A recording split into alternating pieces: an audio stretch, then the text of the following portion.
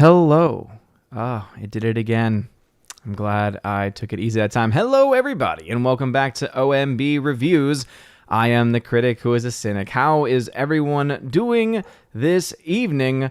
Welcome back to the One Man Low Council and episode 294 of the Welcome to Asgard podcast, which reminds me, of course, to shout out Toph Morris, who is a $5 a month backer over on anchor.fm. So again, thank you very much, good sir, for continuing to support this show as a podcast. Tonight, we'll be talking a little bit about the news that I covered earlier this morning, and that is, of course, that Mel Gibson is attached to star in a John Wick prequel series. John Wick prequel series that will air on Starz Network. This is something that we've known about for a very long time, but we have not known much as far as casting and any other type of information like that. So that is, of course, some pretty exciting stuff there. And also, apparently, this is triggering a lot of people, as many people, of course, still very much are obsessed with trying to cancel Mel Gibson. And we all know, of course, that Mel Gibson really, when we think about it, is relatively beyond cancellation. At least that's what it seems like at this point. And it's interesting how even one of my comments that was in the pinned comment was going after me for supporting him and for being a fan of his. So it's just, again, amazing to me how triggered people can be over simply a name of a person. Like, again, I've mentioned this previously in the video, and I've mentioned it before on the channel too. Mel Gibson is a flawed person, but guess what? Every single one of us is flawed. And based on his more recent behavior, it seems that he has likely made amends for the wrongs that he has done in the past. And in the end, that's all we can ever hope for anyone, right? Is to try and to seek amends and to make up for mistakes that have been made. But as you can see, Mel Gibson and John Wick will be talking about. I'm sure that y'all have some thoughts on that. Of course, our typical box office movie talk discussion, and that would, of course, also include a bit of news thanks to, and I do want to shout out Tina for letting me know about this in the Discord server, and even rather more reason to join the Discord server, because Tina is always giving us great information, not only about movies, not only about movie news, but also about deals like this. And so that is, of course, there is a flash sale going on right now over on Criterion's website. So you can get everything over on Criterion for half off. As you can see, it is 16 hours left in this sale. So you still got a little bit of time on this. But some films that I would recommend, of course, would be anything by Hitchcock, anything by anything by Kurosawa, Kubrick. I do like a lot of his films, but I'm not a die-hard Kubrick fan by any means. To me, though, the number one film to get, without a doubt, if it is still in stock, is, of course, Seven Samurai. Again, Seven Samurai, arguably one of the best films of all time, one of my all-time favorite Kurosawa movies. This one, again, half off right now. But again, if you yourself would like to be able to take advantage of this deal, again, half off all of the available Criterion Blu-rays and DVDs. Now would be a good time to do it. I will say you will have all of these on sale at some point in the future, but one thing that I have noticed as I have gotten more interested in Criterion, especially more interested in the works of Akira Kurosawa and a lot of the others in Japanese cinema, is that sometimes these eventually will go out of print. So to the point where Criterion just stops making them and it becomes a lot more difficult to actually see. So if you have any recommendations on films that you think I should pick up during this sale, let me know in the comment section what films you would like for me to pick up, if you think that I should pick up anything from this current sale. I picked up a bunch of Kurosawa films during the last sale they had over the summer, but I'm sure there are a ton of films that I, of course, have not seen. But anyway, this, again, sale, 50% off all in-stock Blu-rays and DVDs currently going on for another 16 hours or so. What I like is that when you hit on Shop the Collection and you go to all films, it actually will break it down by a spine number. So if you want to collect every single one possible, it actually breaks that down for you. Now, I believe that this would mean that some of these films obviously are going to be DVDs and not Blu-rays. So let's see, Grand Illusion here, out of print. So it lists them all, but not necessarily all of them being necessarily available. But you can put filters on to choose whether or not you want them to be available, or rather, you want the options of those that are available. And actually, I wonder if any of their 4K titles are currently on sale at the moment, because there aren't too many that are currently available. Let's see if those are on sale right now. Looks like... Okay, so they're on sale. It's not the best in the world, but you can save a few dollars on that. Citizen Kane, this is the one that I'm absolutely going to be picking up eventually when it does come out. It'll be available on Blu-ray and also on 4K and Blu-ray, so I'll be picking up that 4K Blu-ray combo pack, obviously because it comes with 4 discs there. It sounds like you're going to get pretty much everything on the Blu-ray edition of the film except for the 4K edition of it. So that is, of course, something that one might want to consider. But again, shout out to Tina B, the Empress of the Universe, for pointing out this deal over on Criterion for any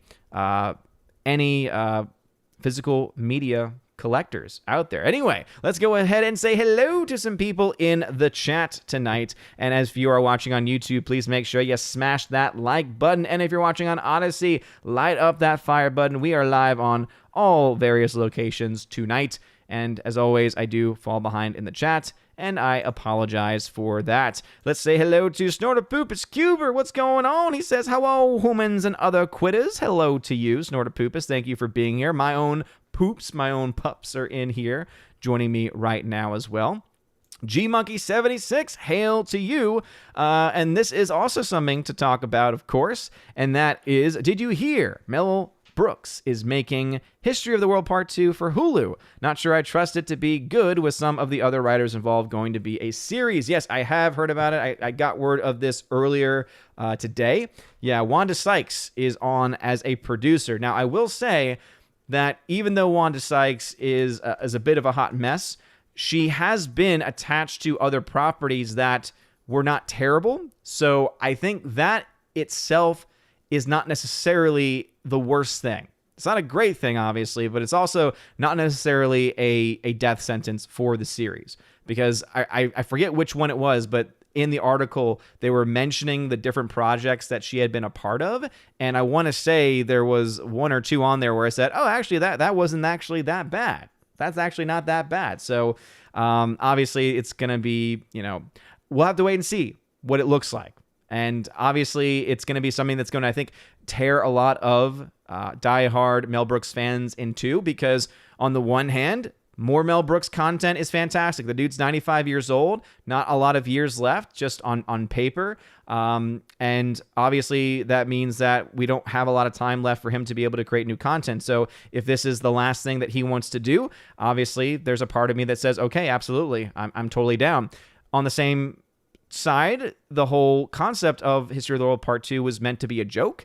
And so now it's taking something that was meant to be a joke and running with it, which can, I definitely think, be seen as a power or money grab, rather, kind of come across as a money grab. And I think that could also bring some issues into it as well. I can understand both sides of that argument, but I'm going to be honest. I think that I would actually look forward to the series. Now, of course, once the series starts to actually film and the production starts, we'll find out a little bit more. But it would be interesting. It would be interesting, I think. Anyway, Orange Eye Reviews, hello to you, says SJW's cancel culture is evil. Also, SJW's Mel Gibson shouldn't be allowed to be in a movie. Me, suck it up, buttercups. Yeah, seriously. It's amazing because this news is going to get all of the crazy woke people writing articles nonstop about why he should be canceled because he made Blazing Saddles. I mean, that is going to be the #1 story, I imagine, from the likes of the Mary Sue and others. If the Mary Sue has not written an article yet about Mel Brooks and about that film, just wait. I assume that it'll happen at any time. But yeah, the dude's got to get canceled. The dude's got to get canceled because, again, they're insane. Evan S., what's going on? Thank you for being here. Just another red shirt. Hail to you. Tina B., Empress of the Universe. Hail to you. And again, thank you for finding that 50% off sale currently going on. Laura Story, Laura, the modern major general of the story and of the channel. Welcome back. Glad to have you here. We got Andrew Hoyle, who it's very late for, I know, where he is in the world. So Andrew Hoyle, thank you very much for stopping by. You are amazing.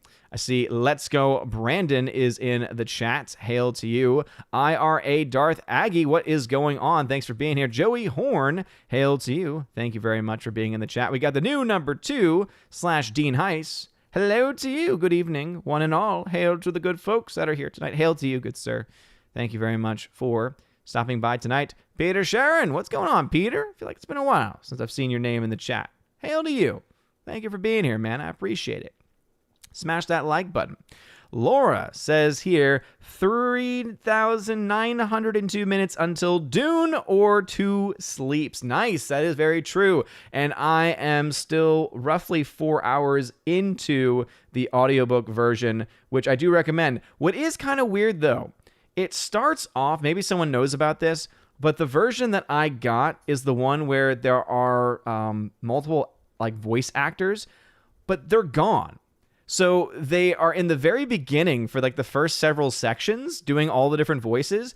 And then I just noticed in this most recent section, which is about an hour or so in length, is this specific section, that all of a sudden it's just the main dude and he's doing all of the voices himself. So I don't know if that was the plan all along, was that they were just going to be in some scenes and in some parts, or if I'm just missing something here. But anyway, that's currently what's going on there. So obviously I still have a ways to go because, yeah, all the other sequences and scenes before, or rather all the, I guess, the chapters or sections, because again, this is the audiobook version, were all 10 to 20 minutes in length, whereas the one I'm in now is about an hour plus in length. So I'm assuming that is kind of where we are with it. So it's interesting nonetheless, and the way that these chapters are broken down. But it says here I got 13 hours left in the book. So maybe I'm actually closer to 6 hours in. Either way, I'm loving it. I think it's great. And I'm very excited for the film. Very, very excited for the film. So thank you for that countdown number, Laura. I appreciate it. Father Christopher Miller, hail to you, Father. Thank you for being here. Says, we're early. You're early is the real thing. I always start almost exactly on the same time as I always do. But thank you for being here, Father. I very much appreciate it. And thank you for being here. By the way, super jealous because he is going to be, or at least he's connected with a location that is going to be featuring probably right now the best, and I know it's arbitrary, but the best bishop currently in the Catholic Church, Bishop Athanasius Schneider. So very, very jealous of that. Please, of course, if you can, ask for his prayers for our church. And also, I would say, Father, if you can, ask him to teach you the Latin Mass. That's all I'll say about that. I'm going to just put that little seed, hope it grows maybe into a giant plant, because I think it'd be so awesome if some point in the next year or two, which it would probably take for you to learn that Mass, if you could celebrate a low Mass for our community. Oh, that'd be amazing. Anyway, just going to lay that seed down there. I think that'd be fantastic. Anyway, let's go, Brandon. Yes, indeed. That Criterion Flash sale, talked about that already. Evan S., what's up? He says, thank you for arguing against bullying on Friday Night Tights. What the panel of secularists don't understand about the people that they say that needed to have been bullied is that these people want to impose their authority on others. So this continues on. The only authority in this world comes from God. This is the problem with the liberal society that we have grown up in. These people don't need to be bullied. They need to see the love that Christ, sorry, I had to just make sure I wanted to find it to follow along. They need to see the love of Christ has for them, and then they will want to help others and not themselves. Well, I think it's obviously, and this is why the main point of what I was saying on Friday Night Tights, and again, thank you for the support there, was obviously, one, you can't just say that bullying is good, because on its face, that is just intrinsically not true. Bullying intrinsically is an evil thing, right? You're hurting and harming individuals, and not everyone is built the same way. And not everyone can simply just be told, yeah, buck up, pull yourself up by your bootstraps, right? We have that mentality.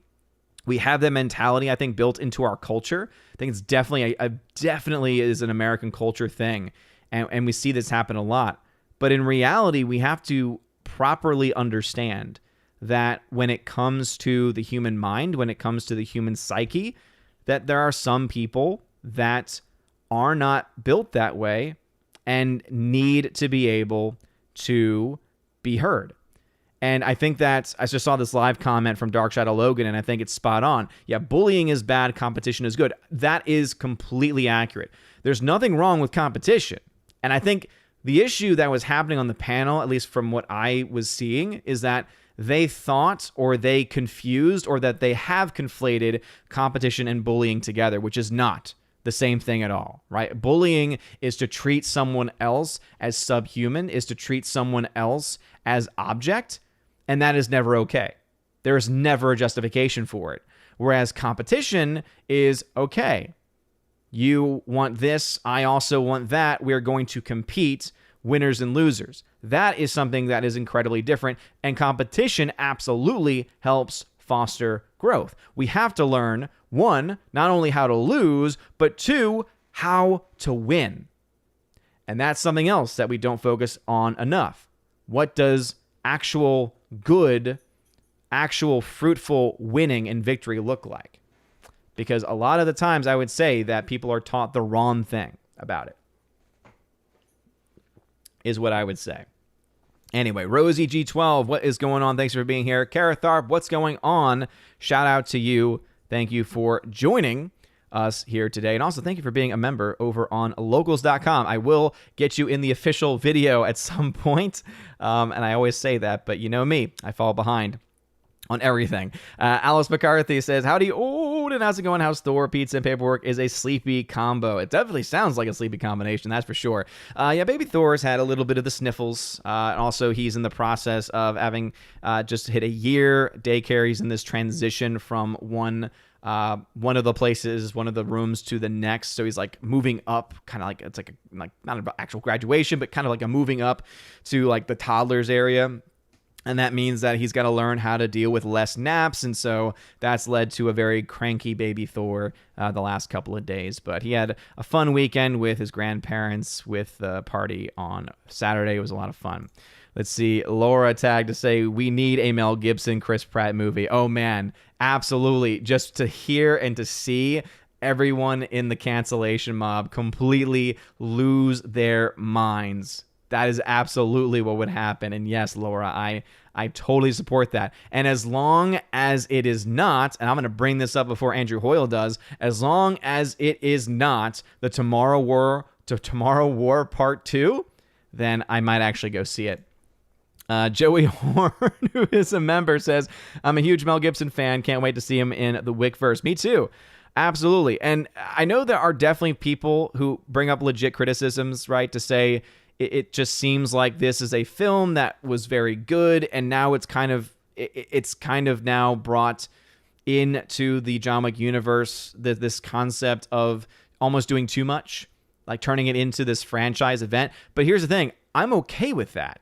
I mean, I would ask those same people who are complaining about John Wick becoming this giant universe, are they also going to complain about the original Star Wars?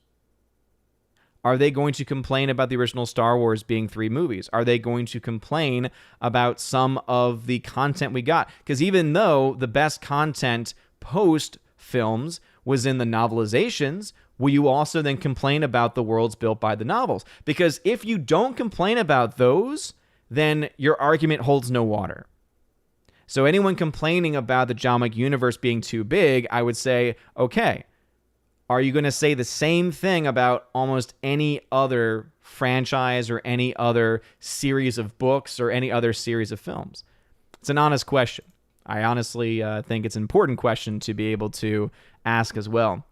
Laura says, it could be a cop buddy movie called Triggered. Yes, absolutely. I feel like that would have to be the name for it. No doubt about it. By the way, if you are watching on YouTube, smash that like button. Thank you for being here. 33 people watching. Again, my hardcore awesome base of people that love to hang out. We also got some people hanging out over on Odyssey. What's up, Odyssey fam? We got the R over there. Hail to you. It says, hail to Bishop Athanasius Schneider. If the Lord wills it, may he become Pope. I'm going to be honest. I think he would be an amazing Pope. He would be, I think, a Pius XIII type.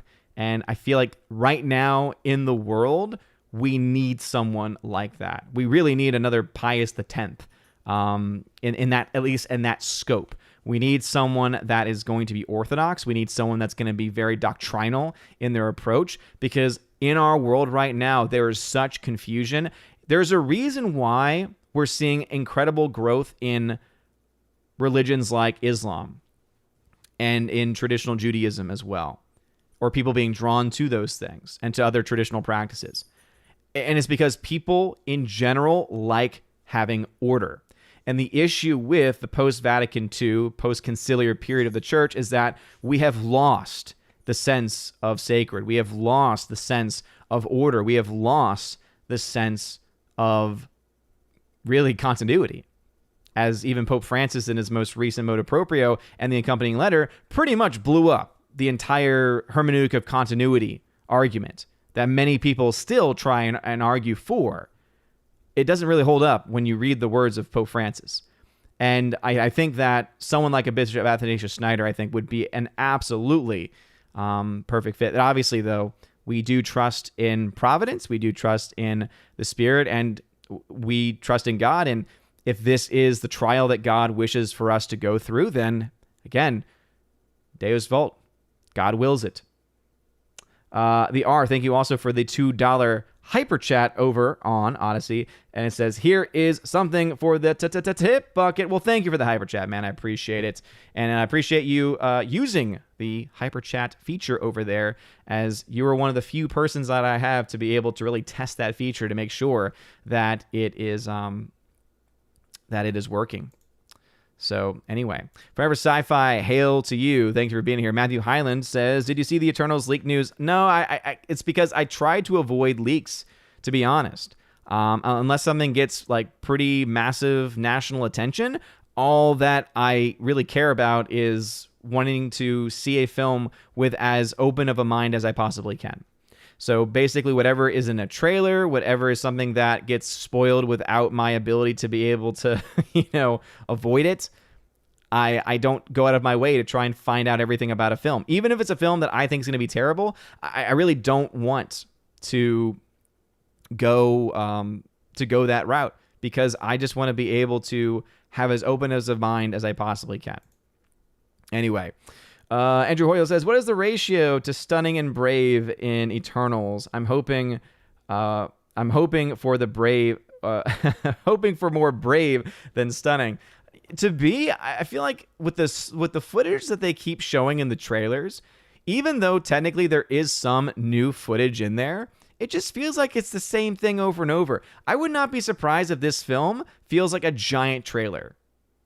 That is kind of like, if I am going to make predictions, and I typically don't, my prediction is the Eternals will just be a gigantic trailer, paving the way for the future big bad of the MCU.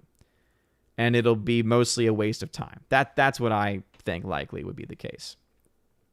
Kara Tharp says that her fall break starts Thursday. Well, congratulations, Kara. That's awesome. Yeah, we just got off of our fall break, but we might get a couple of random chill days or off days because we've got sports teams that are doing really well, and we might actually even get a day off of school, because last year when one of our teams got into a state championship for the first time in a long time, we were able to get a day off of school. So we might get at least a little bit of a break before the next break we have on record or on schedule is going to, of course, be Thanksgiving. But we're having fun.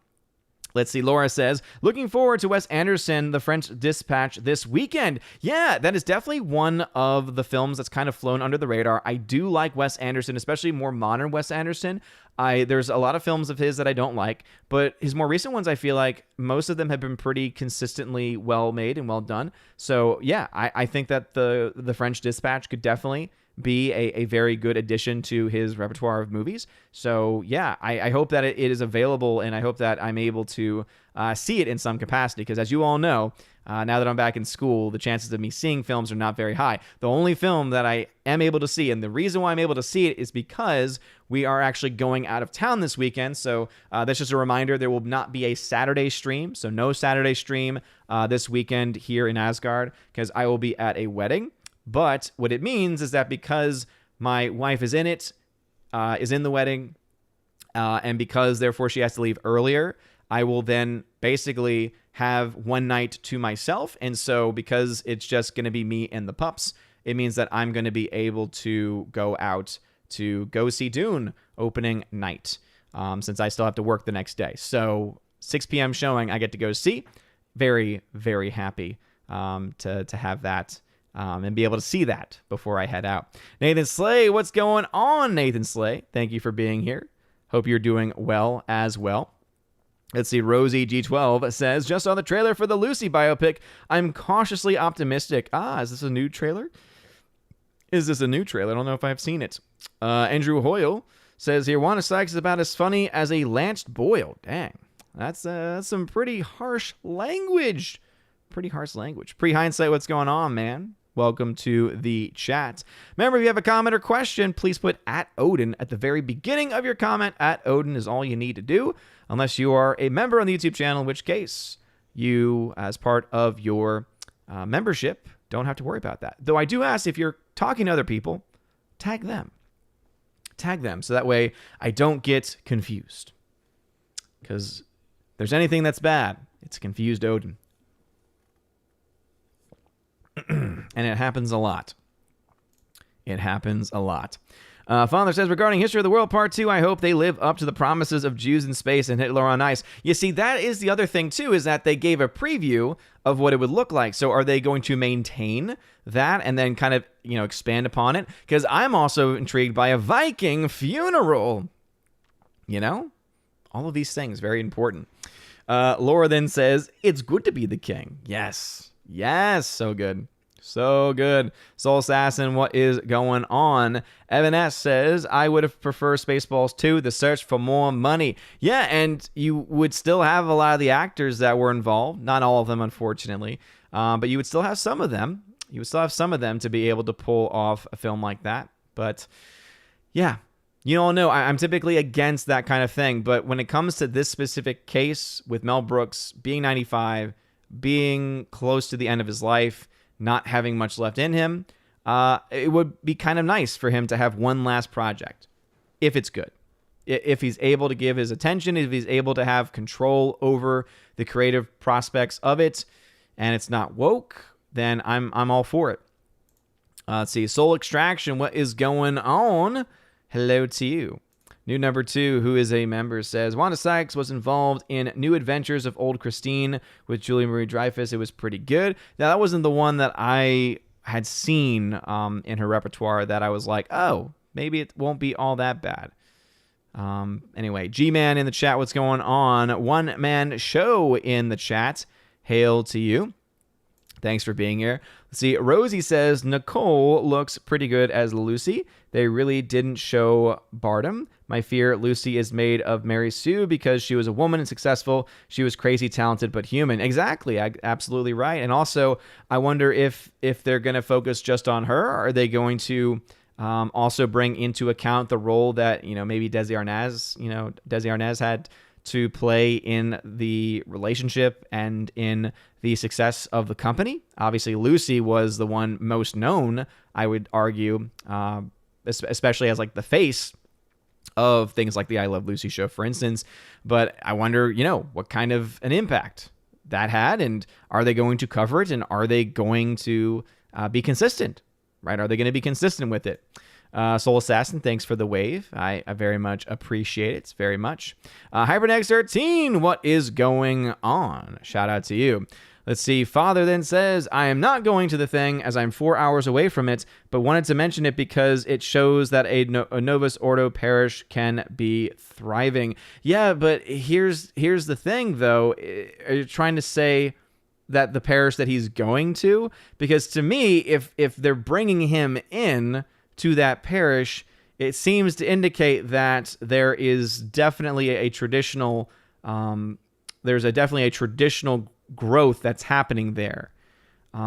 If he's the one speaking, because he's been very clear in recent months about his affinity towards the traditional liturgy, towards traditional Catholicism, the issues that exist in the post-conciliar church, the issues that exist currently within and around the current pontificate. So I think that is something that also has to be taken into account there. I think that there's definitely something that still has to be taken into account, Father. And obviously, I need full context to better understand exactly what the main point of what you were trying to say originally. Nathan says, have you ever checked out a psychological horror film called Frailty? I watched it on Sunday. It was amazing. I beg you, please check it out if you have not yet. It's worth it. I've not heard of Frailty ever. So anyone else can back that up as a good film. Zachariah315, hail to you. Thanks for being in the chat. Miss Modern Muses, I see those roses. Thank you for being here. Laura, yeah, this is something that I know you'd mentioned on the Discord. Says, the only thing more disgusting than The Last Duel is all of the Raylos on Twitter who like that movie. Hashtag Raylos are weird. That is, yeah, so bizarre. So one of the reasons why I'm actually hesitant now to be able to watch and want to go see The Last Duel is because of apparently there being some, and this is just, again, a word that's similar to the actual word, but because of some grape scenes. Apparently there's like 2 or 3 grape scenes in the movie. And from what I got from Laura on that, it sounded like they were pretty graphic. Maybe not necessarily graphic in visuals, but at the very least in what is going on. It's very clear of what's going on. And yeah, that is something that I definitely have issues with, because even if it is a historical piece, even if it's trying to take that issue from a historical perspective, I do think that there are ways of more tastefully being able to present that kind of stuff. And I think it's disturbing if they rely on it for, for that weird appeal, I guess you could say. But yeah, Laura, I know I had to walk out on it and everything. So, yeah, definitely a reason for me to be kind of a little hesitant on that film specifically. Alrighty. Let us see. Again, thank y'all for being here. Smash that like button, please. It really does mean a lot. GomerCal79, what's going on, dude? What is going on? Let's see. Let's go, Brandon, tag to say, check out Pan's Labyrinth from the Criterion sale. The movie is extremely twisted. Yeah, I've seen parts of Pan's Labyrinth already, and I'm going to be honest, it does not come across as my cup of tea. So that's a film I would probably want to hold off on if I'm going to be honest. Let's see. The new number 2, D-Nice, says, according to AOC, it is physically impossible to pull yourself up by your bootstraps. Yeah. And obviously we know that is not true. We know that people absolutely can do that. But we also know this, right? We also know that there are going to be some people that can't, right? That do need a little bit of help as well. All right, jumping over to Odyssey for a second. Daniel T over there says, with Variety Reporters, Polygon, and Vogue magazine running post-credit scenes and headlines, what are you going to do when the Eternal spoiler army run wild on you, brother? Oh, yeah. I don't know. That's kind of odd. That's why I typically don't read all of those articles. That's typically why I pick and choose the articles that I read, and then also what parts of those articles that I read as well. Especially, is that true? Is that what they're doing? They're putting spoilers of post-credit scenes in. Normally they give you at least a spoiler warning, so at least there's that. GomerCal79, thanks for listening in from work. I appreciate it. Uncle Bubba in the chat, hail to you. Let's see. Evan S. says, I'm going to attend Mass that Bishop Athanasius Schneider will be saying this Thursday. My pastor's role is to be the master. Dude, the MC. Dude, that's awesome. So as Bishop Schneider celebrating a traditional Mass, the Mass of the Ages, as it, I think, is rightfully called. That is awesome. Evan S. Very happy that you're able to go to it, because especially for someone who is so passionate about the Mass, is so passionate about authentic liturgy and liturgical celebration, I can only imagine how beautiful it's going to be. Offering truly beautiful and truly God-centered worship, which is an incredibly important thing that unfortunately has been lost, especially in the post-conciliar world. See, Andrew Hoyle says, less naps is never a good thing. Nope, it is not, but it is also a part of life, and so obviously he's going to have to get used to it. Andrew Hoyle says, male version of Thelma and Louise starring Mel Gibson and Chris Pratt. Yeah, seriously. And then it gets compared, and then everyone says the Chris Pratt Mel Gibson version's better, and then sexism. G-Man, thank you very much for the $10 super chat. Says Terminator, Alien, Predator, Marvel, Matrix, and Star Wars are franchises I would argue have all gotten worse as more movies have come out. Glad the creators of Back to the Future aren't making more. Yes, I would agree. However, we still had 3 Back to the Future films. And there was also an animated series too. So some people are... The point I was making is that there are some people that are complaining because they're like, John Wick, which was an amazing original concept, is now becoming this giant behemoth franchise. But here's the thing. Even though the money is pretty good for John Wick, it is still nowhere near the level of a Marvel, like an MCU giant film. It's a film that's been able to grow its fan base every single time that a movie comes out, which obviously must be commended. I'm going to try not to fall behind on the chat here. Andrew Hoyle says, how dare you? I would never bring that movie up. It's run its course now anyway. Ah, yes, of course. Of course. We all know that wouldn't stop you anyway. Daniel Thorne says, oh, thank you for watching on DLive. How do you eat so much ice cream without running into the tooth fairy? Well, I don't know. Just genetics is a part of it. Brushing teeth. Brush your teeth every single night. I don't know. Alice McCarthy says, Tomorrow War 2. Tomorrow's War Yesterday. Now, that would indeed be the title if that was the case. No doubt about it. No doubt about it there. Let's see. Evan S. says, Pope Pius VII was a Benedictine monk. Yeah. No. So, obviously, Pope Pius X was the name that came out with, but we need someone who is going to, in the current world, the best person suited for the papacy would be someone that would help us return to traditional practices, would put out official magisterial statements with correct, authentic interpretation of the ambiguous phrases that factually exist in the documents of Vatican II. This is a fact. There are ambiguous phrases that were planted in there.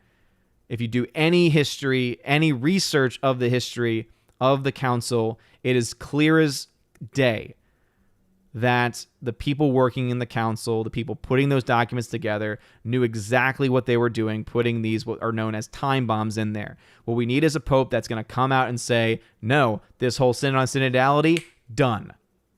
No. Over, done with. And instead, what we're going to do is we are going to return to orthodoxy. That is what needs to happen. That is something that our church desperately needs right now. Nathan Slay says, I don't know if it's as an unpopular opinion or not, but Wes Craven's new Nightmare might actually be just as good as the OG Nightmare on Elm Street, if not a little bit better. It's hard to say that. I mean, what do we even know about this one? Honestly, I don't know how one could even argue that at this point. Has the film even come out yet? If the film hasn't even come out, I mean, come on. Hannibal Grimm says, you know what we need? The Space Pope. Maybe. By the way, Stephanie B in the chat. Hail to you, Stephanie B. Thank you for being here today. Appreciate it. Andrew Hayes says, hello. Did you see the announcement that Disney has delayed much of the next slate of Marvel films and Indy 5? I've heard that it may be because of change in hours for most movie workers. It's probably because they've gotten a slew of films released and very few of them have made money. In fact, to my knowledge, the only film that has actually made money in any clear way from Disney has been Shang-Chi. All of their other films have either barely have lost only a little bit of money or have lost a lot of money. At some point, I'm going to have to do all the math on that to see just how much money they spent versus how much they got back to see exactly how much they lost this year. But I would imagine that they're probably delaying it for that reason, which might be a smart move on their part.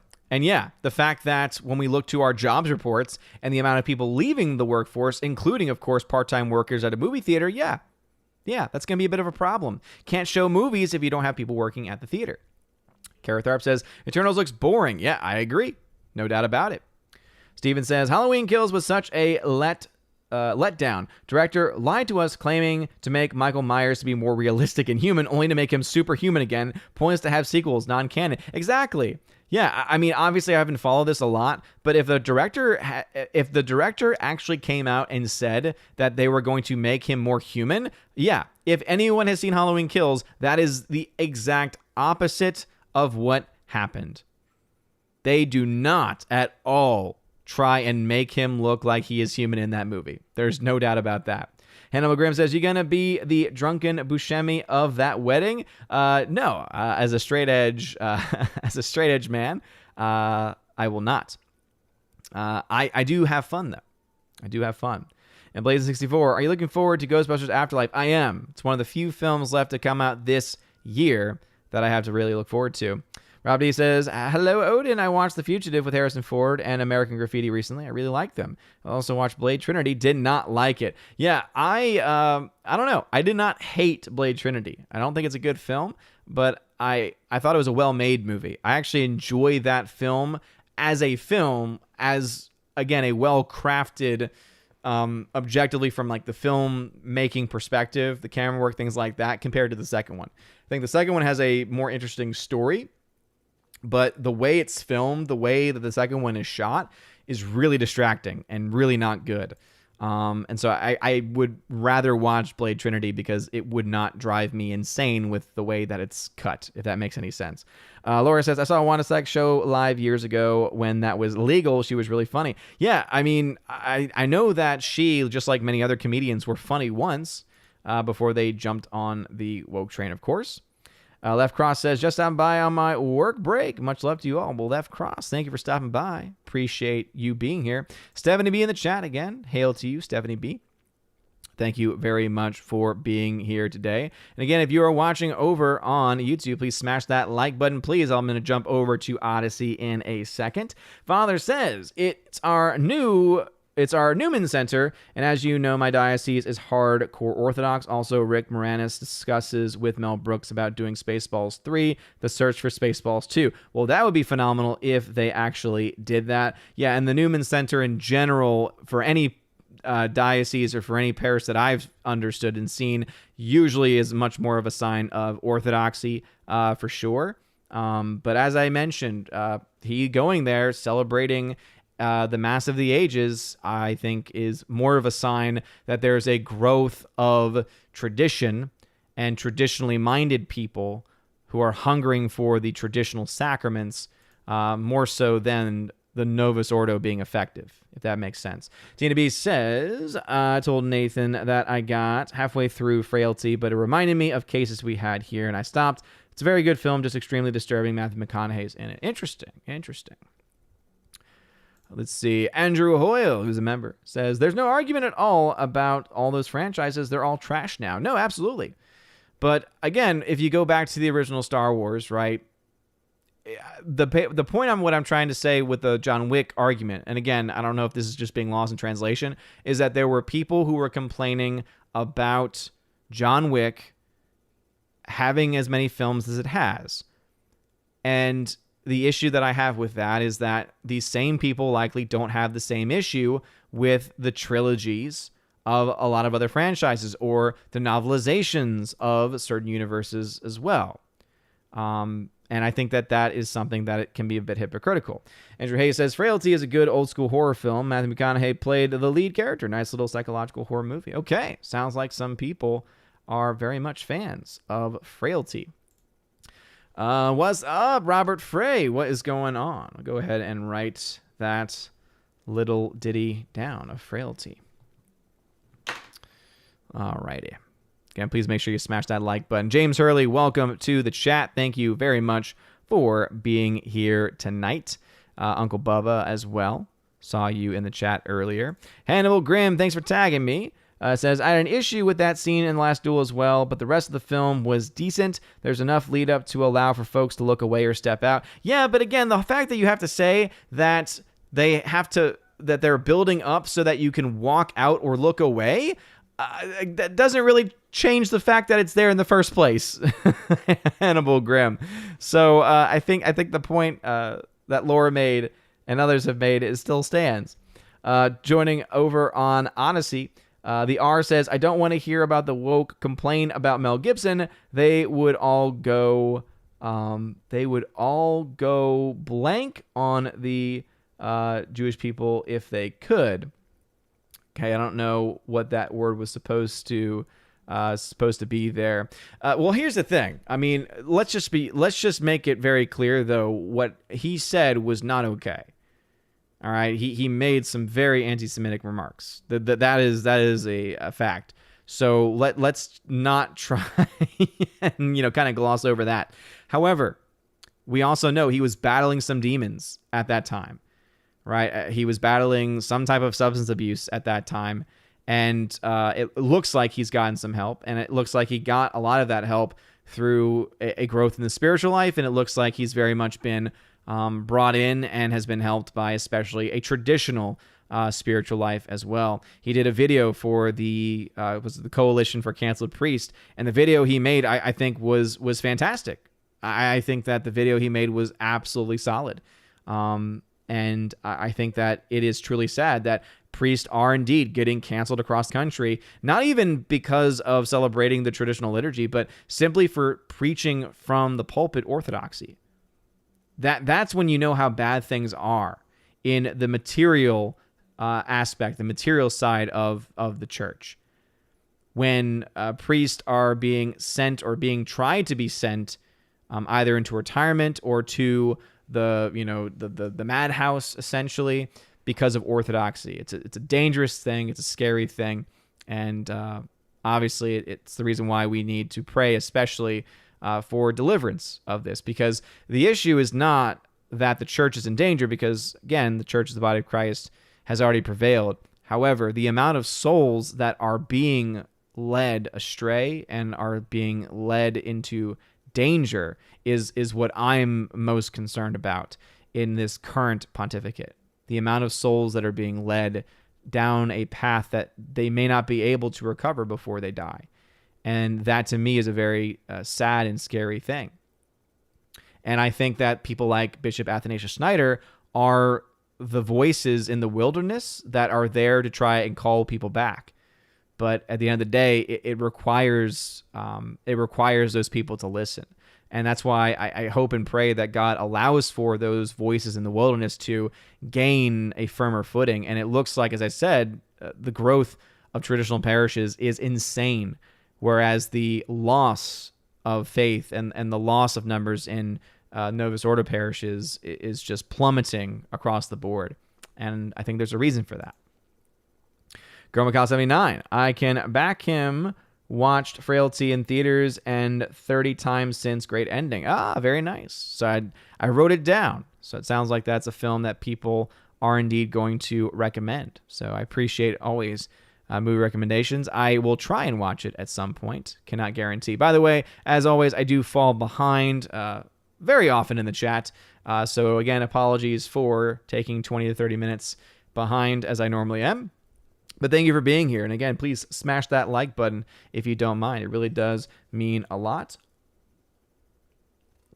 And also, of course, if there's any comments that ever get skipped, I do apologize. Let's see. Rowdy says, any movies you watch around Halloween? One Halloween movie I need to watch again is The Wolfman from 2020, Benicio del Toro. I heard terrible things about that. The thing that got me, the cringeworthy part of that film for me that kind of just makes me never want to watch it again, is there's a scene in the film where Benicio del Toro is about to turn into the wolf, and he has this, it was in the trailer too, so it just stuck in my mind, is he goes, I'm going to kill all of you, and it was just like, okay, that's a little too much for me. a little too overacting for my taste, at least. But the original question of films I watched at Halloween, I don't, there are so many other films that I feel like I could be watching. The ones that I'm drawn to, it's been a family tradition. My parents do it, and so I've picked it up from them.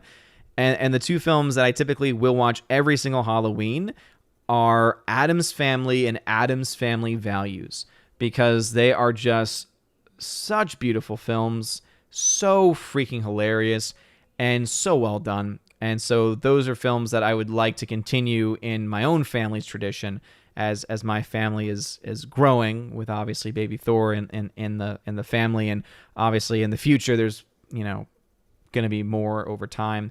But I'm just incredibly excited, incredibly happy to be able to bring those kinds of traditions in. But yeah, that's kind of where I would go to. I do also like the film, though it has not been a consistent one that I've watched during the Halloween season, and that would be Trick or Treat. I think Trick or Treat is a great Halloween film. That and Hocus Pocus. However, Hocus Pocus has definitely become less fun with Bette Midler becoming an insane person, sadly. Let's see. Let's Go Brandon says, I nominate The Last Duel, most critically acclaimed piece of garbage film of 2021. Boom! There is a reference. There is a reference right there. For the upcoming Raven Awards. Early nomination there. Well, you'll have to remember that when the nominations open up. That's awesome, though. I appreciate that shout. Lando Calrissian. Lando, where you been, bro? Lando, what's going on, good sir? It's been too long. Let's see. Rob D comes in to say, Tomorrow War 2, we still don't want to explain how time travel works in the movie. Exactly. Or more so, we don't want to explain how anything is supposed to work. Just consume it and have fun. But hey, at least we're not woke. As that apparently is the only real defense of the film. Well, hey, it's not woke. That's a good enough reason to, no, we must demand more. More, I say. Let's see. Nathan Slay says, No, there was a Nightmare on Elm Street sequel spinoff in 94 called New Nightmare, and I think that might be just as good as the OG Nightmare film. It's kind of precursor to Scream. Precursor to Scream? I don't know what you mean by that part of it, but again, not really my cup of tea, so can't really say much about it. Gurmakal79 says, I was watering plants and feeding the neighbor's horse. I just always listen when I'm busy. You are now my go-to channel if I'm in the garden. Well, Gomer Kyle79, I appreciate that. Thank you. Thank you. Even if you're not active in the chat, just to know that you apparently like listening to the content, or at least like listening to the sound of my voice. I don't know. That means something. So thank you. I appreciate that, Gomer Kyle. You're awesome, man. What is going on over on Odyssey? And yes, okay, they would go that extreme if they could. Again, I would still say who would go that way, to what extent, to what extreme. I don't understand exactly the point that you were making there. But anyway, Zucker, welcome to the channel. Appreciate the heart. Thank you. Hardwick is in the chat. What's going on, Hardwick? Ready for a series of comments, I'm sure. He says, have you seen Sam Raimi's Darkman? If so, what are your thoughts? Nope. Have not seen it. Have not even heard of it. Though, of course, I know who Sam Raimi is. GomaCal79, who's a member, says, Cal Dunnigan dated Sarah Silverman in the early 2010s and got away from crazy. Thank God. Yeah, I forget that all the time, that Dunnigan did that. By the way, there is a new episode. Apparently, it's the conclusion of, was it Spaceboat is the name of the series that Dunnigan's been doing. So I haven't watched it yet, but everything in that series so far has been fantastic. So I cannot wait to watch it. I have it queued up to watch at some point after the stream. Let's see. Rob D says, I just hope they don't drag John Wick out of to 10 movies or so. I remember when a film franchise getting a fourth film was unheard of. Now that's nothing. Yeah, and in the article I was mentioning in the video that apparently John Wick 5 has already been talked about too. And no, I do agree with that. I think it would have been nice to end the film franchise at 3, But if they are going for a specific, if their end goal is in the 5 to 6 range, I would be okay with that. And I would be okay with that, especially if what they're doing on Stars with the prequel, or rather it's more so kind of the origins of the Continental. I'm okay with these origin stories, to be honest. I think, this is something I've mentioned in previous shows, I think the future of Hollywood is creating new ideas, building new worlds, and then expanding on them. I'm okay with that. I think that would be great if they did that. But instead, what they do is they go back to older content. They go back to older ideas. They remake, reboot, and then try and expand those out. And it ends up just being a giant mess. Whereas with John Wick, it's original franchise, and they're just building upon it with the lore. And there's so much rich lore there that there's a lot that they could do. So could they go too far with it? Yes, absolutely. Have they at this point? No, I don't think they have.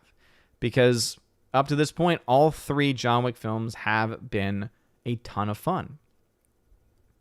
They've all been fun. Andrew Hayes tagged to say, I think it's safe to say that when Mel Gibson's drunk, he has no control of himself. I think he should go straight edge. Well, as I said, that was also, remember, keep in mind, this was many years ago at this point. Too. So that's also something that we need to remember. And I think he has, at least, I think he's at least gotten help. I don't know anything about his personal life. I don't know how many years sober he is, if that is a part of his conversation or his daily life or not. But it definitely seems like it would be. It seems that at the very least he's gotten help. And that, of course, is a wonderful thing. Because people who are in dire straits like that, they need help. And I'm glad it seems like he has. Laura says, for the last duel, there is no ambiguity in the 3 versions of the story, like Rashomon, basically a men bad story. Okay, gotcha. So it takes the story almost like in a Rashomon direction? That's interesting. So, I could see why that could be really disturbing too. So it's going over that grape scene, and I guess you're getting it 3 ways, like you're getting it in 3 different perspectives. Yeah, I can see how that could be really grating and really disturbing, and something that you wouldn't want to you wouldn't want to actually go through once, let alone 3 times. So, also it makes me want to watch it even less because it sounds like it's borrowing from other films that have done similar concepts better. Hardwick says it was very common in the 30s and 40s for B movies to have many sequels. For instance, there were about 20 Blondie films, 9 Torchy Plain films, etc. Well, I mean, Zatoichi, I think, is also a great example. I mean, that film's got over 20. I'm only like halfway through. Like, I think it's like 24, 25 in the Zatoichi franchise. So still halfway to go on that one for me, at least. Alrighty then, let's check over and see if anything's going on Odyssey. Hail to the Odyssey fam again. A couple people watching over there. Again, light up that fire button, please. Hannibal Grimm. Yes, I love quotes from this film because it is one of my favorites for Halloween. You are Mr. Debbie. I am an Adams. Festa. Love it. So great. Every time I watch that film too, both of them, Adams Family Values, always learning more and more. Always learning more and more. 70B, I've shouted you out a few times already. I see you. I see you in that live chat. What's going on, Steph? Glad to see you here. For like the 3rd time. Much love. Much love. Marby Dog says, there is only one werewolf movie worth watching, American Werewolf in London. I have that movie. I've not actually been able to watch it. By the way, speaking of films that I have, I'm surprised that it took me this long to show it to everybody. I mentioned this in a previous stream. I literally mentioned it when I got the email notification that this was being sent my way. So this has been sent by way of, let's see, Paramount, MGM, Skydance, but it looks like it is a Paramount release here. It's a film that I'm sure everyone in here has seen and is so hyped and pumped for. and that is Snake Eyes. Look at this. The only way to make me watch this film would be to send it to me, and they did. It was the request form went out. I said, hey, why not? I'm not going to watch this in any other way. So why not see what all of the nonsense was all about? But apparently, yeah, I got the 4K version of Snake Eyes. I'm sure everyone is excited about it because it features an all-new Snake Eyes short film. Discover the secrets of Snake Eyes' legendary sword with 5 deleted scenes. Enter Snake Eyes, meet the man behind the mask. He's not even wearing a mask in the film, so that's kind of redundant. A deadly ensemble, meet the Joes and the Cobras. And then a Rishikaj inside the elite Ninja Warrior clan. Okay. Well, anyway. Be on the lookout for a review of the film in the 4K. Which, by the way, if you want to purchase it, is available today, apparently. So... Harway says, it turns out that Gina Carano's next movie will not be White Knuckle after all. The one won't shoot until next year. Her new movie will be Terror on the Prairie. Yeah, this is well known. This is well-known news. Hardwick. Well known at this point. Laura says, Phantom Events is showing Wolfman, Invisible Man Saturday, October 30th. Nice. Some old school films there. Brian Barth, hail to you. G-Monkey, 76. Young Frankenstein is a must-watch for me on Halloween. Yeah, I think that one absolutely works. I definitely think that works. Brian Barth, a bit of a loaded question there. So the best films of the year, Nobody is absolutely one of the best films, one of my favorite films of the year. Quiet Place Part 2, one of my favorites. The Green Knight is up there, though I will say it's definitely a film that every day I have just this internal struggle, this fight within me of love-hate for it. Those are the films that I'm looking at just right now as far as films that I enjoyed. As far as films that I hated, I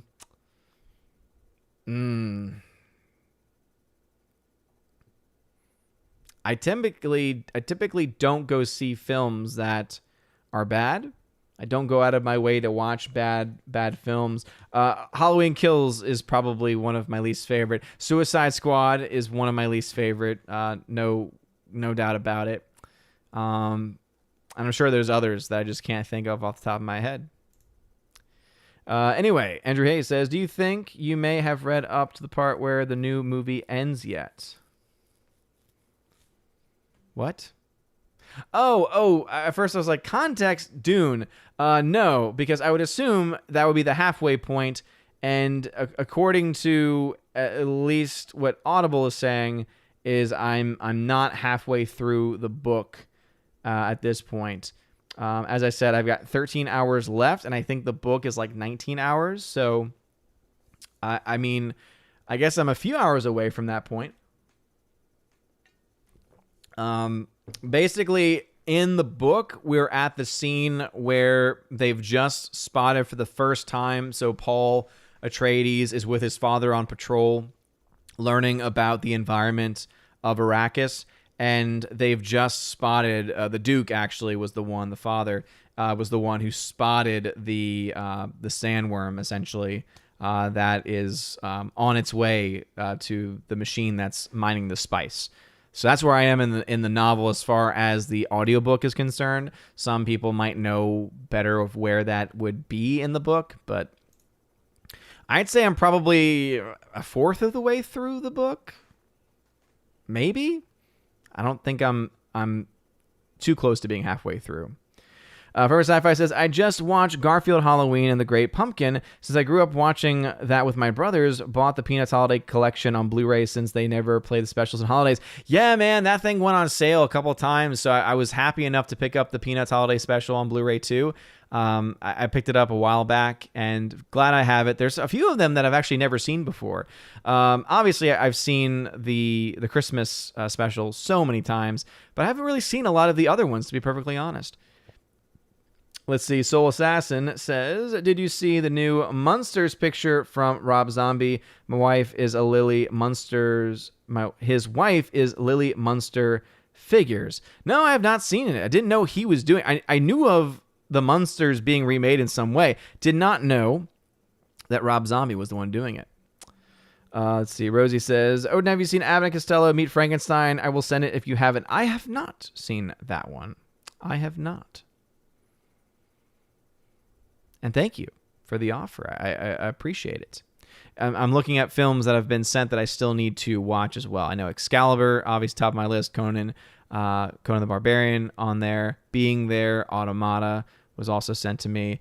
I've also got a couple others that have been sent to me that I need to watch as well.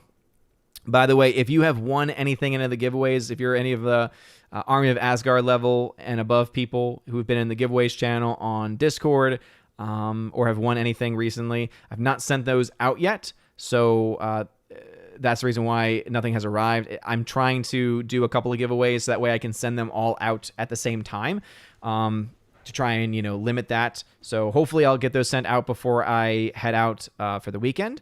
But I do apologize if you are waiting on those, but don't worry. They will be out in the mail soon. Alex McCarthy says, your voice is soothing and relaxing when I say how much I like some movie. Oh, Alex McCarthy. Well, thank you for that. I'm sure not everyone agrees. I'm sure that there are some people that would probably think the opposite. Which is probably why the audience is usually capped around 58 to 60 people, which I guess I said, I love the fact that we have a very small and dedicated community. It makes me happy. And it's also great to know that there's a community here that shows love and support. And we are a community where, hey, donations are great and they're appreciated, but they aren't required. And I think that's one of the special things, especially about this community. I really do. So thank you all for being here. Really do appreciate it. Joey Horn, who is a member, says, one of my go-to Halloween movies is Johnny Depp's Sleepy Hollow. Ah, okay.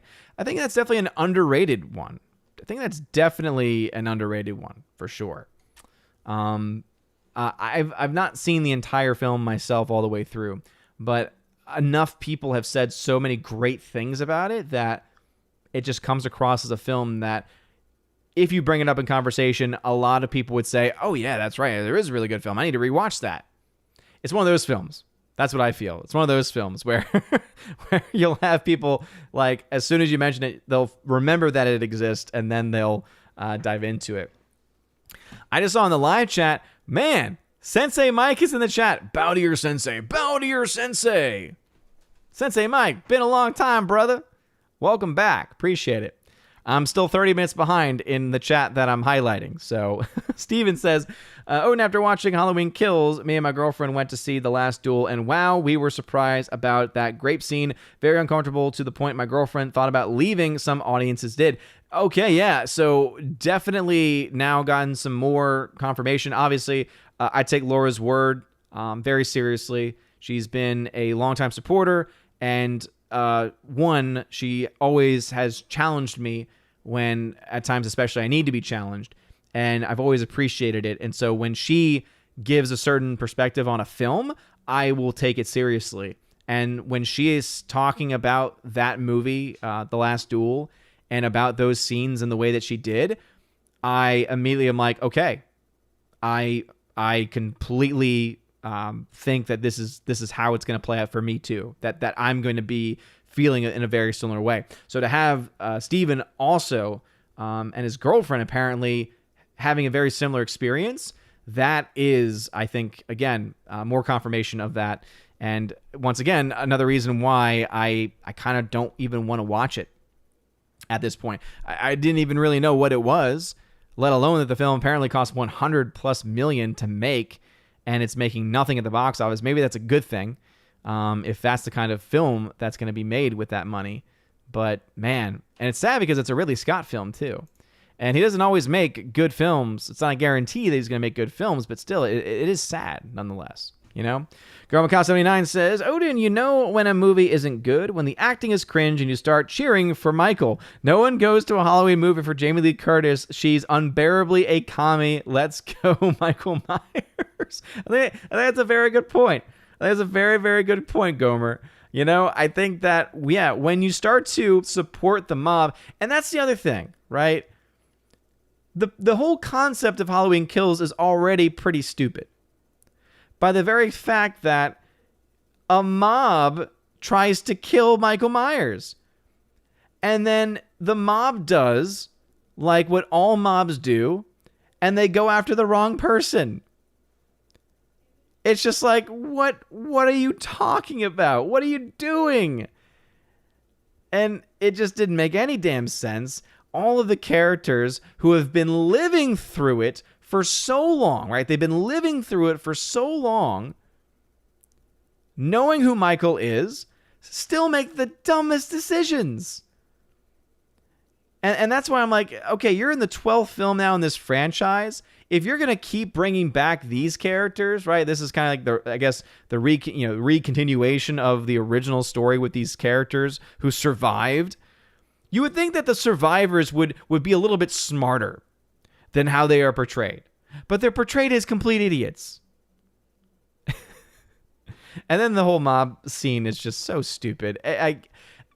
It's a movie where I gave it a C-, so I definitely didn't like it. I think the more I think about the film, the more I hate it. The more I just can't stand it. Bro Rock makes a good point. Robert Downey Jr. Yeah, a lot of people get second chances. But it really is only if you fit a certain narrative. Or if at the very least you are neutral. Or you become neutral. Let's see, Rosie G12 says, Mel Gibson would have been given a huge pass for his indiscretion if he was on the left. Not saying he shouldn't atone, just that the rules are different if you have wrong thing. No, I think Rosie G12, that is spot on. That is spot on. He would have gotten an absolutely full pass on everything if after his reconciliation, after his making amends, he came out as a hardcore, not even just a lefty, but a woke identitarian. Because there is a difference between the two. You know, a woke identitarian are the ones that see all things only through or primarily through the lens of race and gender, which is just not how the real world works. Pardon my white male privilege for a second. But it's just not really how the world works. It might make sense in a gender studies classroom where everyone thinks the same as you do, but in the real world, it doesn't. And it's sad that there are people out there who do go through legitimate changes, who go through the process of growing as people and seeking forgiveness, and because simply of their opinion, they aren't given the light of day. They aren't given a chance. Laura, you have a safe drive home. Thank you for being in the chat. I appreciate it. Hopefully you were able to hear the shout out that I was able to give to you. Harwick says George Lucas made Star Wars because he wasn't allowed to make a Flash Gordon movie. He and Spielberg made Indiana Jones because Spielberg wasn't allowed to make a James Bond movie. Ah, interesting. See, those are things that I did not know.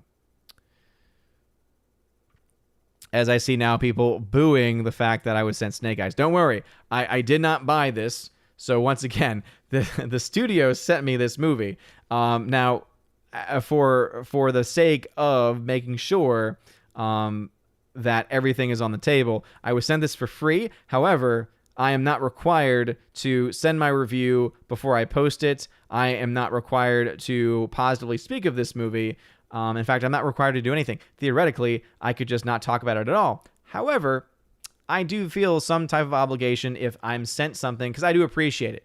It doesn't matter how I feel about a movie or not. I still am incredibly appreciative that any studio would say, "Oh yeah, we'll send this guy a movie." So even if I don't like the film, I'm always going to be appreciative to the studio for being willing to send a film like this. So. And also, I'm going to be honest, typically the films that I get sent are ones that are not getting requested very often. So I think that should speak also volumes about where this film stands. Or at the very least, when there's a 4K and a Blu-ray edition and I'm getting set the 4K, that again I think is also a little bit of a commentary about the kind of request that this film is getting, or rather not getting in this instance. Let's see. Andrew Hayes says Snake Eyes even has a bonus short film. I know, right? It's a bonus short film. Hannibal Grimm says that it belongs in the trash. Well, I have to see it first before I can say that for sure. So I'm going to give it a chance at least. Gormacau79 saw both Addams Family movies as a kid in theaters. Loved it. Older show is awesome too. Yeah, I never saw the show. I mean, the original show. The show, yeah, it's okay. It's definitely, I think certain generations of people will like it more than others. I grew up with the 90s live action. So Raul Julia still as Gomez Addams. There's no other person, because I grew up with that version of Gomez. No other person is going to be able to fulfill that. That is Gomez. And man, it's fantastic. All right, let's see. Laura says here, if you watch Snake Eyes before you watch Excalibur, I will never speak to you again. Well, to be fair to me, this one, I guess, technically would be more time sensitive. Since this film technically came out today. They did send this to me late. But I'll keep that in mind. To be honest, it's probably going to come down to runtime. If this film is a lot shorter than Excalibur, or if Excalibur is a lot shorter than this film, that probably will have some impact. Also, the issue is that for some of the films, like for instance Excalibur, if it had special features on it, in order to get that into my Plex server, you have to name the files certain things, and I did it so where I have like 3 different RIP drives, because when I was digitizing my collection originally, there's just no way I could have handled it with just one drive. And so I bought a couple of drives to be able to help with that process. So there are some movies that are still on certain computers and certain drives that have not been able to put together and build the list for. So that also might be a reason why Excalibur has not been on my radar. But don't worry, it will be watched. Let's see. Mark 63366, what's going on? Welcome to the chat. Bruce, what's up, bro? Forever Sci-Fi, that's not even close to the real Snake Eyes. Oh, trust me, I know. It's Frankenstein. So good. So good. Let us see. Andrew Hayes says, I always watch a John Carpenter movie on Halloween, not Halloween the movie, though. Interesting. I wonder why. Is there a reason why you don't watch the Halloween film made by Carpenter? The R says, language, Odin, language. Got to cut early. Good night and God bless. Well, God bless you, the R. Thank you for being over on Odyssey and hanging out. By the way, I am live streaming over on Odyssey. You can find me OMB Reviews over on Odyssey. Very excited to see the future of Odyssey. It's just nice to have a decentralized platform over there. And there are definitely a few people that are hardcore Odyssey supporters. And more people, I feel like, are waking up to it as well. Rob D says, have you seen the 2014 movie Need for Speed with Aaron Paul? That is a film I wish did become a franchise. Really? Yeah, I didn't see the film itself. I remember seeing the trailer and thinking to myself, no, I'm okay. I didn't really have a desire for it. Yeah, Gomer Kyle, I would say Suicide Squad, definitely one of my least favorites. Just not funny. Let's see. Hybrid X13, Halloween Kills. If you're in a Dune, you'll also get bitten from Snake Eyes with Venom. Let There Be Carnage, No Time to Die, my brother. Wow, yeah. See, even No Time to Die, as many issues as I have with that movie, not one of my least favorites. I'm going to be honest. Doesn't make it a good film, but it's not one of my least favorites. See, Andrew Hoyle. I keep saying that. Andrew Hayes, the different Andrew, says, sorry, I meant to say in the Dune book, sorry, I know how important context is. Yes. I really honestly need to get my shirt designed where it just says context on it. Because, again, it's a brilliant shirt idea because it says context. But if you read that shirt out of context, you're confused. Do you get it? Sometimes I make myself laugh. Ha By the way, JS, thank you for the $10 super chat 5 minutes ago. Apologies taking me this long to get to it, but I do like to highlight those messages if I can. And usually when I fall this far behind, obviously I can't. He says, I watched The Quiet Place Part 2. I realized that it's a metaphor of the current SJW crisis. If you say anything, SJWs will be offended and attack you mercilessly. Okay, well, I don't know exactly if that's true. I don't remember hearing that from the director/writer. But I will say A Quiet Place Part 2, very good sequel. Not as good as the first one, I think, but I think it is definitely a strong sequel, and it still makes me very much interested in the world that was built there, and I cannot wait to see more from John Krasinski. Krasinski has shown himself to be an incredibly competent director. The first film he made, he says, I'm making this for my kids. The second film, he said, I'm making this for when my kids grow up, and I'm like, that's awesome. That's fantastic. Mark 63366 says, why haven't you burned that abhorrent film Snake Eyes? Because it just got sent to me today. All right, it's fresh. It's fresh off the presses. Hasn't even been opened. Look at this. It's still in the plastic and everything. I still got the digital code in there. I'm sure someone's gonna love to win the digital code for Snake Eyes. Let's see. Gomer Kyle says, hey, they are playing it on NPR. What are they playing? Dune? Context? As I said, context? One-man show. Dune film ends where Paul and Jessica arrive at Sietch Tabor. You are far from that point in the story. Gotcha.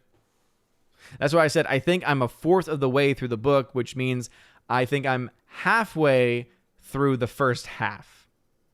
So that would still be a long way to go. As I said, I still have like 16 hours in the audiobook. Who knows what will happen who knows? Will he reach it? Because that's the thing. I get into different kicks because I love listening to it, but I'm a big podcast person.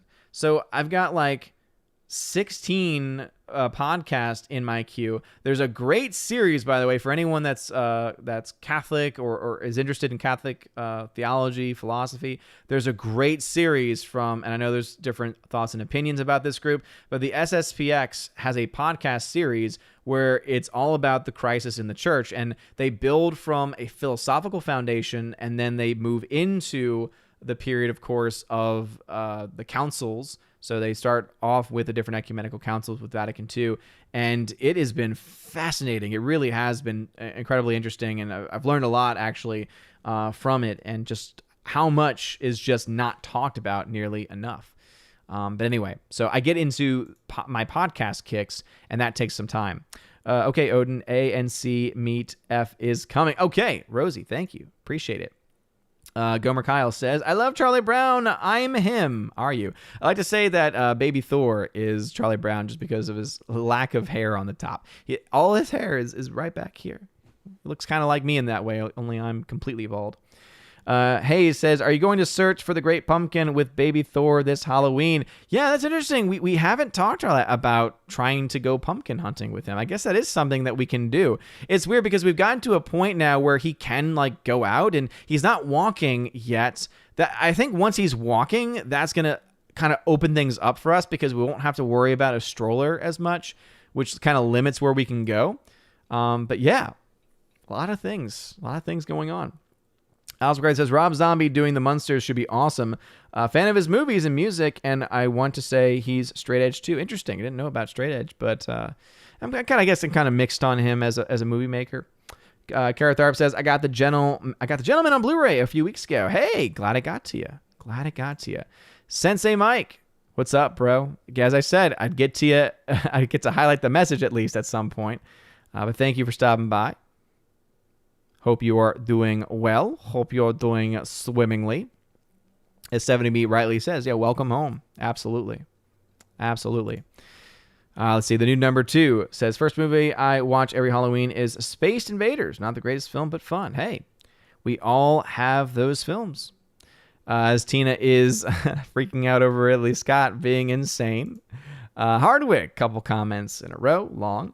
Got an email from a friend who's worried that it's wrong to enjoy films like Darkman or Mad Max due to the protagonist killing evil people that harmed them or killed their loved ones. He's worried that it's revenge and thus wrong and against Christian forgiveness, and that enjoying it would be indulging in ungodly feelings. What are your thoughts? It's a film. So I would only agree to an extent. I think if that's the only thing that you're watching and consuming, and if that's the only films that are being put out by a culture, that it could be problematic at that point. But in that specific case, we're dealing with a post-apocalyptic world society. You know, I'm very much critical of some of the what I deem to be huge issues that exist even in old school films. But at the same time, I think there are times that we can go a bit too far in our criticisms. From that perspective, at least. Forever Sci-Fi. The Crow is way better Halloween film than all those other slasher films for Halloween. I'm going to trigger some people, but if you were not around when I watched The Crow, I was not a fan. I was not a fan of Brandon Lee. I'm going to be honest. I did not feel that performance. Just wasn't for me. Hannibal Graham, hey man, Michael Myers is now a real estate agent for Haddonfield, Illinois. Yeah, speaking of other characters that were just so stupid, they had the couple in his old house, and that whole thing. Like that whole thing was just so silly. They could have done something better with that. Like it's almost like they thought, hey, we'll make this comic relief. And they were like, oh, that might send a wrong message, so let's not. I mean, it just didn't work. Jason Ebenstein, what's going on, Jason? Welcome. Daniel Thorne over on DLive. He is one of the hardcore DLive fans. He says, citizens of Haddonfield took the Keystone Cops to a whole new level. Yeah, seriously, man. It's kind of insane. Orange Chat says, thoughts on the director of Halloween Kills saying that Halloween Ends will be dealing with a pandemic and peculiar politics. I mean, you're kind of already seeing a bit of it in Halloween Kills with the mob mentality stuff. So, yeah, guess what? Halloween Kills was not good. If that's the direction they go with Halloween Ends, it's also not going to be good either. In fact, it's probably going to be worse. Hardwick says, I looked up the cast of Rob Zombie's Monsters. Jeff Daniel Phillips, who played the Geico caveman, is playing Herman. Sherry Moon Zombie is playing Lily. And Daniel Roebuck is Grandpa. And again, okay. That might float some people's boats. Not really much for me. Can't turn down free stuff, says Sci-Fi. Indeed. Doesn't mean I gotta like it, but I do appreciate it. Rob D. Oh, do you like the Monsterverse? The only Monsterverse type movie I want to see is Egyptian Gods versus Wicked Gods versus Sacred Beast from Yu-Gi-Oh! Yeah. Oh, man, that brings me back. I actually got into a Yu-Gi-Oh! Kick, and I got a bunch of cards. Rules have changed so much. I mean, I feel like it's gotten so convoluted, but I really do want to learn it. It's something that I would like to be able to play. I was originally going to try and learn over the summer, especially try and teach the wife how to play it, because I think it'd be just, again, good way just to detox at the end of the day, not being on our phones or just watching television or movies, just being able to chill. But just never got around to it. But I still got them. They're back there. You see the red box right there. Right there, that's a deck right there. Got a few of the newer decks. Gormacow79 says, that isn't the original end either. I knew about the spoilers since May of 2020. The only thing is that wasn't right. When he kills Karen, Kami calls and our hero takes her phone and breathes in it. What? That's silly. Also, at the end when she dies, I'm like, wait a minute. It was so random. And it just didn't make any sense. It was so random and it just didn't make any sense. So I had so many issues with that film. As I said, the more I think about Halloween Kills, the more I dislike it. Danny Thorne, will the doggos get dressed up for Saturday's festivities as well? Well, they will not be at the wedding because it's in another state, so they'll unfortunately have to stay behind. But Baby Thor is the ring bearer, and yes, I said ring bearer. Let's see, Rose EG12, who is a member, says, full disclosure, Abbott Costello Meet Frankenstein is pure fluff, fun, and not meaningful cinema. Going to send you Thin Man 2. Well, thank you for that. I appreciate it. Yeah. Based on the title alone, I would assume that that is the case. Gomer Kyle says, hey, Raul's great, but he was acting like John Aston Gomez. Okay. However, he's still Raul Julia, and he's still phenomenal and fantastic and one of a kind. Anyway. Bruce, what's up, man? Hardwick says here, Alec Baldwin is an example of someone who's guilty of as much of Mel Gibson, if not more, but he gets a pass by being a vocal far left. Yeah, it's very true. Right? Alec Baldwin has been essentially completely redeemed. I would not be surprised if they redeem some other people who've also done some terrible things. And again, all because of politics. Andrew Hayes, I don't have a reason why I don't watch Halloween on Halloween, just that it starts to get a little redundant. Big Trouble Little China and The Thing are my two favorites of his. The Thing. That's the one that I'm trying to pick up on 4K, but I really want the 4K Steelbook, and it's sold out. So I'm hoping, because the Lord of the Rings trilogy Steelbook was sold out for a long time, and then it just randomly and magically became available. So I'm kind of going to hold off on that because obviously I know the 4K will be around for a while. But I don't know. I might need to make a Best Buy run because I do like, as you know, I'm a collector. I would like to get one with that slipcover. So maybe I can get it, and then if the Steelbook eventually does become available, I can then give away the other one. But yeah, I don't know. I definitely should not have waited on that one. That is for sure. All right, we are right around the end of the show. So please, if y'all could slow down the tags and the questions, I'd appreciate it. Daniel Thorne says, a Snake Eyes Blu-ray fresh off the presses equals good target practice. That would require me to have something to point at it, which I don't. Hyman says, the Asgardians owed Many Saints of Newark versus El Camino, which spinoff considered weaker than their respected series was better. I've never seen The Sopranos, and that's why I'm not going to watch The Many Saints of Newark. What I can say, I think El Camino is a solid film that is a really solid end to the Jesse Pinkman storyline. I think it's a good complementary story. I really do. Obviously the series, Breaking Bad as a series is stronger, but I think that it does exactly what it needed to do, and therefore I appreciate El Camino. Keely Chow, what is going on? Thank you very much for being here. But as I said, we do need to wrap things up, so I'll try and get through as many comments, but if some comments are skipped, I do apologize, but as I said, we are right around time. Gomer Kyle 79 says, Rob Zombie got crap for wearing a rebel flag in vids and more. Guess what? He didn't care, nor do fans, and most people don't. If people would just seriously get off of Twitter and social media, the world would be a better place. Because the only place, and Dave Chappelle had it right, Twitter is not real life. And when you dive into real life, you realize that the vast majority of people don't hold to these insane thoughts. The greatest example, you hear all this crap about Latinx or Latinx or whatever it is you want to say it, and you see it in commercials, you see it all over the place, and yet the polls show 1% of the entire Hispanic population actually uses it. Very few even know what the heck it is. All that shows us is clearly it's not real life. And it needs to be avoided. It needs to be ignored. Soul Assassin. Speaking of religion, a few years back, the university in my city called Our Lady of the Lake caught on fire, and the statue of the Holy Mother wasn't touched. Fun fact.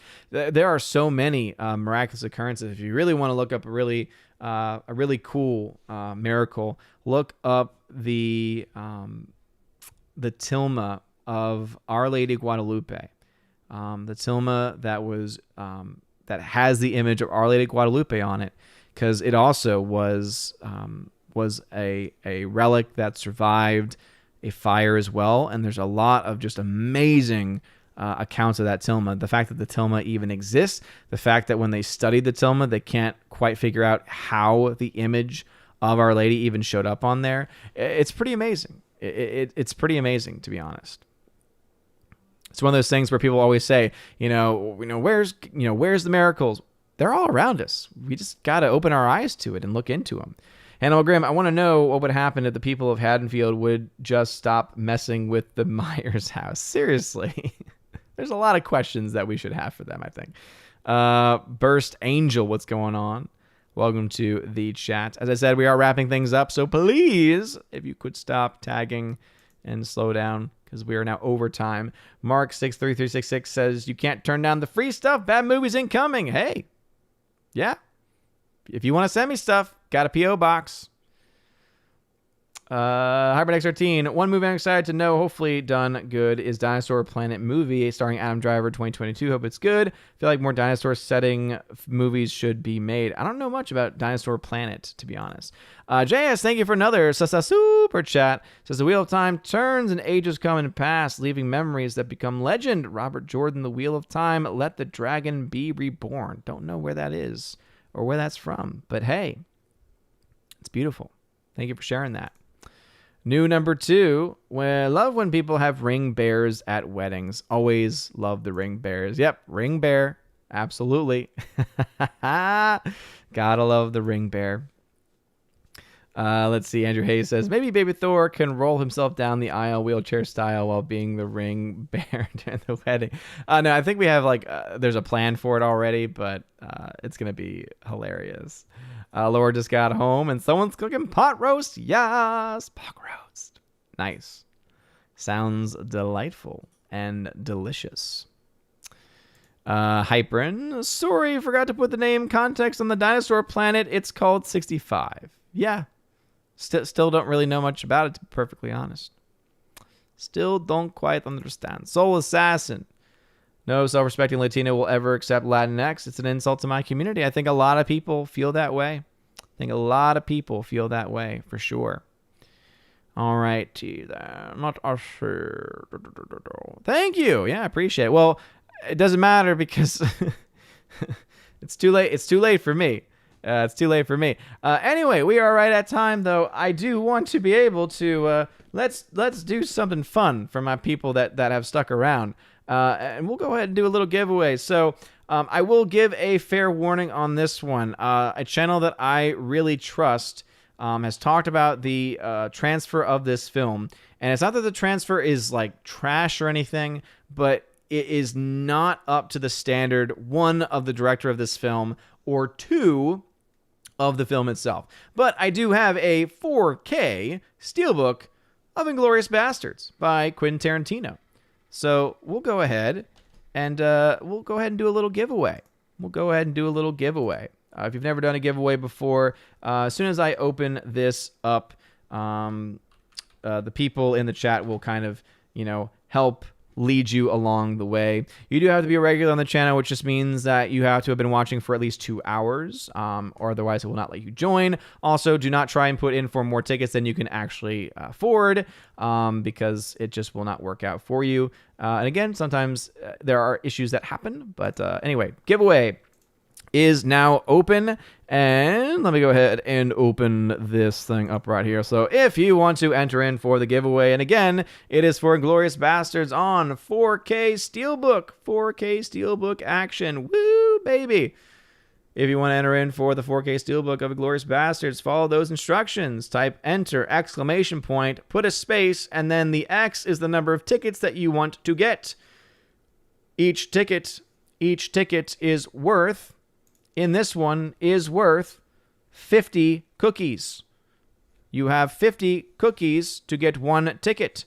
So if you have only 100 cookies, you can only get 2 tickets.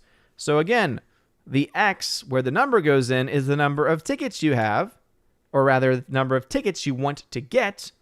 It is 50 cookies per 50 cookies per ticket. Max number is 100. And also, make sure that the X is not there.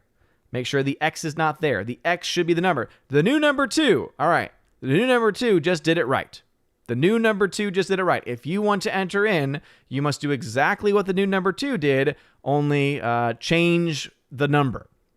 So only change the number to fit how many you can actually afford. All right. So again, this is for Inglourious Basterds on 4K Steelbook. So I got the new number 2, 50 tickets. Hannibal Grimm, 100. By the way, 100 is the max you can get. Forever Sci-Fi, got you in for 10. Mark, I've got you in for 50. Nathan Slay for 30. Mr. Roy for 10. Tina for 100. Thanatos Felicitas, I've also got you in for 10. Joey Horn, I got you in for 20. And we'll go ahead and let this play out for another minute or so. So obviously there is a delay in the stream, so I will put in the chats 1 minute left. So 1 minute from when this was posted. And again, if you are having issues, I cannot help. Again, this is something that I just like to do from time to time. I love to do the random giveaways. Love to do the random giveaways there. Gomer Kyle here in this last minute says here's movie snob. I see the way you cringe when you read my comments, but I'm a horror snob, so I cringe like you when you get horror wrong. I know you don't know much about those. Movie snob? What do you mean a movie snob? I don't know what you're talking about. I don't know what you're talking about there. What are you trying to say? Physics Channel Kenny Lee, what's going on, bruv? What is going on? But anyway, if you do want to enter in for the giveaway, you want to do what new number 2 did. So the explanation is this. So you put enter exclamation point and then a little space between the exclamation point and the number, and then you put the number of tickets you want to get, and it's 100 per. And let's see, I've got Jart for 2, Gary Banjo Sandwich for 10, and One Man Show for 2. And we're going to go ahead and wrap this bad boy up. And again, if you type things in wrong or mess things up, I can't help. I'm sorry. But anyway, we're going to end the giveaway in 3, 2, and 1. The giveaway is closed. It is now closed. It is now closed. Gomer Kyle 79 trying to say jokes, in here when I'm trying to run a giveaway. All right, let's go ahead and see who the winner is going to be. So, the winner of the giveaway for Inglourious Basterds on 4K Steelbook is Gary Banjo Sandwich Worthington. Gary Banjo Sandwich Worthington, claim your prize. Claim your prize, good sir. Claim your prize. Are you still in the chat? Gary Banjo Sandwich Worthington. If you are, you claim the prize by saying, yes, I claim it. I want it. Gary Banjo Sandwich Worthington, congratulations, good sir. He is excited. He is still here, which is great to see. And if you do indeed claim it, Mr. Gary Banjo Sandwich Worthington, please make sure that you, boom, yes, give me it, my friend. Give me it, friend. It is yours. So all you need to do, email me. odinsmovieblog@gmail.com. Email me, odinsmovieblog@gmail.com with your shipping information so that I can get this sent out. And again, I'll try and get this sent out with the other movies that have been won recently in the more recent giveaways. But Gary Banjo Sandwich Worthington, congratulations, good sir. And as I said, just one warning about it, and I mentioned this before, the case that this film, right, it's not that the transfer is awful. It's just that it's basically not a Criterion level transfer, basically. However, you do get bonus features, over 2 hours of bonus features, extended alternate scenes, things like that. You also get a digital code with it and the regular Blu-ray. So, and also, of course, it comes in this beautiful steelbook cover as well. But anyway, Gary Banjo Sandwich Worthington, congratulations, good sir. So send me that email, otismovieblog@gmail.com, and send me those shipping information. Anyway, thank you all very much for playing, and be on the lookout in future streams. I do random giveaways from time to time, and you're great. You're awesome. Again, Gary Banjo Sandwich Worthington, have congratulations to you. And before we head out, I want to give a huge shout out. Vincent Womack, by the way, thank you for watching over on Odyssey. Unfortunately, it was a YouTube exclusive. I should have made that clear, because the bot I have can only collect what's being posted over there.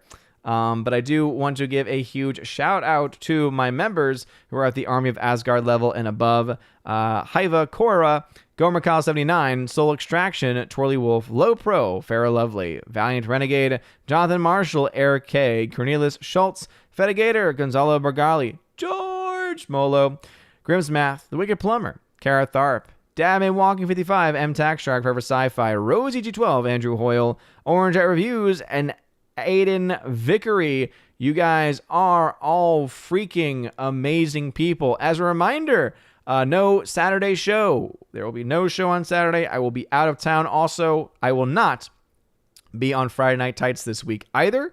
So please keep track of the boys while I am gone. Make sure that they behave, because I will be on the road when the show is on over there. But again, I will be back next week on Tuesday. And also, if you are a member at the Keeper of the Bifrost level and above, John Flickinger and I will finally be recording our podcast on tomorrow evening. So if you have not put a question on the Q&A post, again, if you're a Keeper of the Bifrost level or above on any of the platforms, check out that Q&A and look for that Q&A post if you want your questions read and answered by me and John Flickinger on those platforms. But anyway, thank you all very much for being here this evening. You're all amazing, beautiful people. Huge shout out, of course, to Tina and Steph, my Valks, who are amazing. I have to head out. You guys are great. Have a wonderful day. And as always, God bless. And also, I forgot, Kara Tharp, Bifford the Hobbit, thank you very much for being members over on Locals, and I will get you added into the Patreon video as soon as I can. Anyway, God bless. And now for a huge shout out to all of my Patreon Subscribe Star and Locals members: Andrew Hoyle, Animation Commentator, Brandon, Brian P., Christopher Bowman, Don Bruno de la Mancha, Father Christopher Miller, hail to you, Father. Father Damian Cook, Garrett Searles, Harold Francis, Inflamed Wood, Jacob Juice, Jeffrey Toone, Joe Horn, Jonathan Carney, Gomer Kyle, 79, Laura, the Modern Major General's Story, Mike Jackson, Dion, Mad Mitch Dunaway, Mondo Spieler, Mr. Peabody, On to June, Orange Hat Reviews, Out of Step with Reality, Priscilla Hall, Rosetta Allen, Stan Andrian, Teresa Martin, Theodore Benden, Tina Bojan, and Tina B., the Empress of the Universe. Thank you for being my Patreon members. And a huge shout out to my Subscribe Star members: The R, Fast Reaction, Nosferatu Gatsu, John B., Perpetual Punster, Mr. Roy, Glinzer, J. Alex McCarthy Jr., Dean Heiss Slash, the new number 2, J-Rod, the Beer Guru, and ZK-Man. Thank you very much for supporting me over on Subscribestar. And to my one Locals member, Robert Barnes, thank you for supporting me over on Locals. And if you want a name shouted out, or your name rather, shouted out at the end of every single live stream and video, please consider joining on one of those platforms, either Patreon, Subscribestar, or Locals. Links to that can be found in the description. Look at that top link especially. It's called the Willow link there. It'll give you links to all the social media platforms and also ways to support the channel. If you want to be an Army of Asgard level or above member, you can get access to giveaways that I do every single month. I give away 4Ks, Blu-rays, all kinds of stuff. It is a lot of fun. Also, if you join at the Keeper of the Bifrost level, you get access to all of that. Plus, you get access to an exclusive podcast that I do with John the Flick Pick Flickinger Messenger. We have a lot of fun. We do that once or twice a month. And if you join at the Chosen of Valhalla level, you get all of that. Plus, in your first month, you get a t-shirt of your choice and send anywhere in the world. And also, you get to be featured on the channel once a month on the Chosen of Valhalla live stream, where we get to hang out and have a good time. So anyway, if any of that sounds good, check out that link in the top of the video. As I mentioned, you guys are amazing and beautiful people. I hope you have a wonderful rest of your day. And as always, God bless.